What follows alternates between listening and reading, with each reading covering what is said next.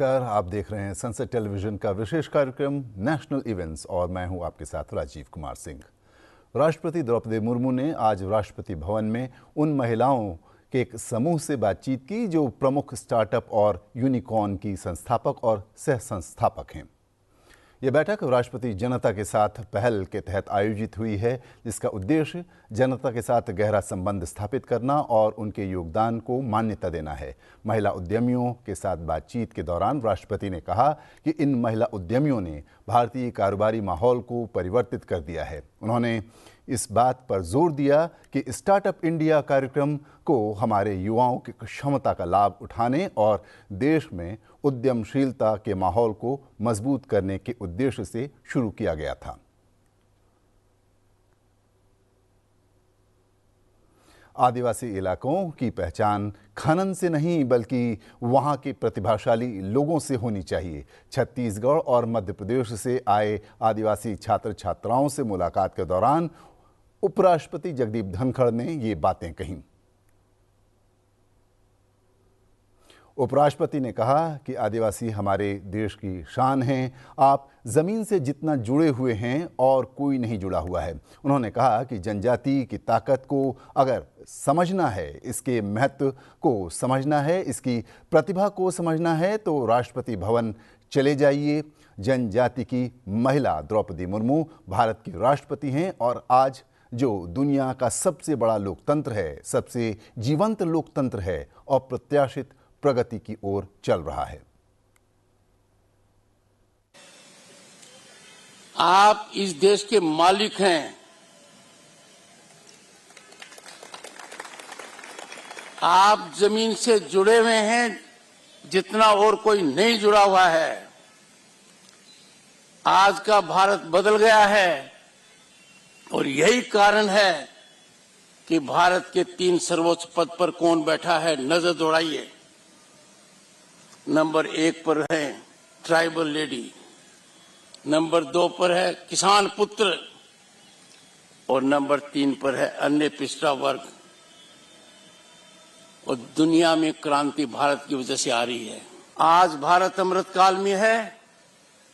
दुनिया हमारी चमक दमक देख रही है। हमारी प्रगति को देखकर आश्चर्यचकित है। अकल्पनीय अप्रत्याशित प्रगति हमारी हो रही है, हर क्षेत्र में हो रही है।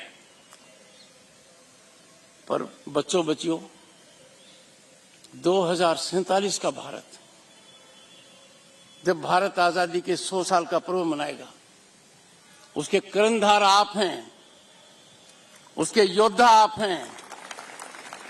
आपके सबल कंधों पर वह संभव होगा और मेरे मन में कोई शंका नहीं है, ये होकर रहेगा। सार्वजनिक क्षेत्र हमारा गौरव है। सार्वजनिक क्षेत्र भारतीय अर्थव्यवस्था की रीढ़ है। उपराष्ट्रपति जगदीप धनखड़ ने आज दिल्ली में स्कोप के एक विशेष समारोह को संबोधित करते हुए ये बातें कहीं। उपराष्ट्रपति ने सार्वजनिक क्षेत्र से कृत्रिम बुद्धिमत्ता जैसी उभरती प्रौद्योगिकियों का पूर्ण रूप से उपयोग करने का आग्रह किया है। उन्होंने सार्वजनिक क्षेत्र के समृद्ध मानव संसाधन की भी सराहना की, जिससे आम जनता के लिए बड़ी संख्या में बैंक खाते खोलने में मदद मिली, जिसके परिणाम स्वरूप किसानों और अन्य गरीब वर्गों को सीधा लाभ निर्बाध रूप से हस्तांतरित हुआ। उपराष्ट्रपति ने कहा कि समय आ गया है जब भारतीयों के रूप में हमें आर्थिक राष्ट्रवाद में विश्वास करना चाहिए। Development in the world has been catalyzed by the corporate, by the industry. Research and development will define how strong a nation will be, how secure as a nation we will be. I had the good fortune to address 3 international conferences on security aspects, focusing particularly on Indo-Pacific. Wars will no longer be fought in conventional manner. They will be technology driven. Public sector has always risen to the call of the nation. Whenever there was need for the nation to get a healing touch, public sector has come forward and then repaired its balance sheet also. Something unique which is not shared by the corporate world. Therefore, please handhold institutions. उपराष्ट्रपति ने कहा कि आज का भारत बदल गया है। आज का भारत किसी का मोहताज नहीं है। आज का भारत देश हित को आगे रखता है ताकि देश में विकास हो। उपराष्ट्रपति ने सार्वजनिक क्षेत्र के उद्यमियों को योगदान को मान्यता देते हुए इसको पुरस्कार प्रदान किए। Public sector is our pride. Public sector is spine of Indian economy, and you all are spinal strength of public sector. I want people at large, particularly the corporate sector, to know it. We need to give recognition to public sector, its human resource that is long overdue. When you take into account conditions of your peers, they are in geometrical situations. But when it comes to the table, you are far ahead of them. And I'm sure the nation is greatly benefiting thereby. उपराष्ट्रपति जगदीप धनखड़ ने आज अरुणाचल प्रदेश के मेंचुका घाटी से आए छात्रों के एक प्रतिनिधिमंडल से मुलाकात की। इस दौरान उपराष्ट्रपति ने छात्रों के साथ अपने अनुभव साझा किए। उपराष्ट्रपति ने छात्रों से देश की प्रगति में योगदान देने का आह्वान किया। ये छात्र भारतीय सेना द्वारा आयोजित राष्ट्रीय एकता यात्रा में शामिल होने दिल्ली आए हैं। प्रधानमंत्री नरेंद्र मोदी ने आज अयोध्या के श्री राम जन्मभूमि मंदिर पर 6 विशेष स्मारक डाक टिकट जारी किए। इसके साथ ही उन्होंने दुनिया भर से जारी भगवान राम को समर्पित टिकटों वाली एक पुस्तिका का भी लोकार्पण किया। 6 विशेष स्मारक डाक टिकटों में राम मंदिर, भगवान गणेश, भगवान हनुमान, जटायु, केवटराज और मां शबरी के टिकट शामिल हैं।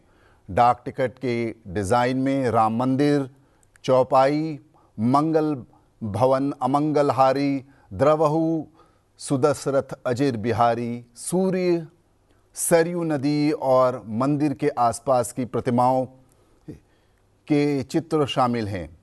विशेष टिकट के साथ जारी पुस्तिका, स्टैम्प बुक अलग अलग समाज, देशों पर भगवान श्री राम की अंतर्राष्ट्रीय अपील को प्रदर्शित करने का एक प्रयास है। 48 पेज की इस बुकलेट में America, New Zealand, Singapore, Canada, Cambodia और संयुक्त राष्ट्र जैसे संगठनों सहित 20 से अधिक देशों द्वारा जारी किए गए डाक टिकट शामिल हैं। इस मौके पर प्रधानमंत्री ने कहा कि पोस्टल स्टैंप एक और महत्वपूर्ण भूमिका निभाते हैं।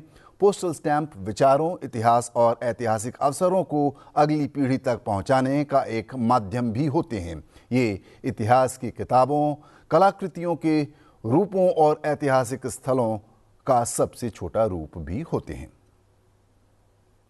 श्री राम जन्मभूमि मंदिर को समर्पित 6 विशेष स्मारक डाक टिकट जारी किए गए हैं। विश्व के अलग अलग देशों में प्रभु श्री राम से जुड़े जो डाक टिकट पहले जारी हुए हैं, आज उनका एक एल्बम भी रिलीज हुआ है। मैं देश विदेश के सभी राम भक्तों को, सभी देशवासियों को बहुत बधाई देता हूं। साथियों, पोस्टल स्टैम्प का एक कार्य हम सभी जानते हैं। उन्हें लिफाफे पर लगाना, उनकी मदद से अपने पत्र और संदेश या जरूरी कागज भेजना। लेकिन पोस्टल स्टैम्प एक और महत्वपूर्ण भूमिका निभाते हैं।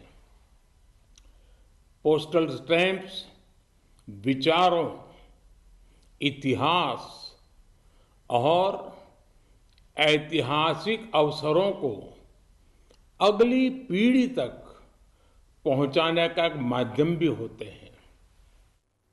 प्रधानमंत्री नरेंद्र मोदी ने देश के सभी नागरिकों को पोषण और स्वास्थ्य गारंटी उपलब्ध कराने की अपनी सरकार की प्रतिबद्धता दोहराई है। वीडियो कॉन्फ्रेंस के जरिए विकसित भारत संकल्प यात्रा के लाभार्थियों से बातचीत में प्रधानमंत्री ने कहा कि पिछले 9 वर्ष में 25 करोड़ से अधिक लोग गरीबी से बाहर आए हैं। उन्होंने कहा कि सरकार पारदर्शी और कुशल प्रशासन से गरीबी हटाने के लिए प्रतिबद्ध है। उन्होंने कहा कि पिछले 10 वर्ष में 4 करोड़ से अधिक लोगों को पक्का मकान उपलब्ध कराया गया है। जिन गांवों में मोदी की गारंटी वाली गाड़ी अभी नहीं पहुंची है, वहां अब इसका बेसब्री से इंतजार हो रहा है और इसलिए पहले ये यात्रा 26 जनवरी तक हमने भी सोचा था, लेकिन इतना समर्थन मिला है, इतनी मांग बढ़ी है, गांव-गांव से लोग कह रहे हैं कि मोदी की गारंटी वाली गाड़ी हमारे यहां आनी चाहिए। तो जब मुझे पता चल रहा है तो मैंने सरकार के हमारे अफसरों से कहा है कि अब भाई 26 जनवरी तक नहीं, थोड़ा आगे बढ़ाओ, लोगों को जरूरत है, लोगों की मांग है, तो इसको जरा हमें पूरा करना होगा और इसलिए शायद थोड़े दिन के बाद तय हो जाएगा। ये मोदी की गारंटी वाली गाड़ी शायद फरवरी महीने में भी चलाएंगे। साथियों, जब 15 नवंबर को भगवान बिरसा मुंडा के आशीर्वाद से हमने ये यात्रा शुरू की थी, तो इसकी इतनी सफलता की कल्पना नहीं की थी। बीते दिनों में मुझे कई बार इस यात्रा से जुड़ने का अवसर मिला। अनेकों लाभार्थियों से मेरी खुद बातचीत हुई। सिर्फ 2 महीने में विकसित भारत संकल्प यात्रा एक जन आंदोलन में बदल गई है। जहां भी मोदी की गारंटी वाली गाड़ी पहुंच रही है, लोग बहुत अपनेपन के साथ स्वागत कर रहे हैं। प्रधानमंत्री ने कहा कि विकसित भारत संकल्प यात्रा ने 2 महीने पूरे कर लिए हैं और सरकार का लक्ष्य इस यात्रा के जरिए प्रत्येक नागरिक को कल्याणकारी योजनाओं से अवगत कराना है। उन्होंने कहा कि ये यात्रा अगले महीने भी जारी रहेगी क्योंकि इसे देश भर के लोगों से व्यापक समर्थन मिल रहा है। देश में गरीबी को कम करने में बहुत बड़ी भूमिका निभाई है। साथियों, हमारी सरकार कैसे वंचितों को वरीयता दे रही है, इसका एक उदाहरण ट्रांसजेंडर समाज भी है। हमारा किन्नर समाज है और अभी मैं किन्नर समाज के एक प्रतिनिधि से विस्तार से बात कर रहा था, आपने सुना होगा। आजादी के बाद इतने दशकों तक ट्रांसजेंडर को किसी ने नहीं पूछा। ये हमारी सरकार है जिसने पहली बार हमारे किन्नर समाज की मुश्किलों की चिंता की, उनका जीवन आसान बनाने को प्राथमिकता दी। हमारी सरकार ने साल 2019 में किन्नर समाज के अधिकारों को संरक्षण देने वाला कानून बनाया। इससे किन्नर समाज को समाज में सम्मानजनक स्थान मिलने के साथ ही उनके साथ होने वाले भेदभाव को भी खत्म करने में मदद मिली। सरकार ने हजारों लोगों को ट्रांसजेंडर पहचान प्रमाण पत्र भी जारी किया। जैसे अभी किन्नर समाज के प्रतिनिधि ने कहा कि उन्होंने आई कार्ड दिए हैं सबको, उसके लिए सरकार की योजना है और वो किन्नर समाज हमारी मदद भी कर रहा है। और जैसा अभी कुछ देर पहले हुए संवाद में जाहिर हुआ कि गरीब कल्याण की विभिन्न योजनाओं का लाभ भी हमारे किन्नर समाज को लगातार मिल रहा है। मेरे प्यारे परिवारजनों, भारत बदल रहा है और बहुत तेजी से बदल रहा है। फिलहाल हमारे विशेष कार्यक्रम नेशनल इवेंट्स में इतना ही। आप देखते रहिए संसद टीवी। नमस्कार।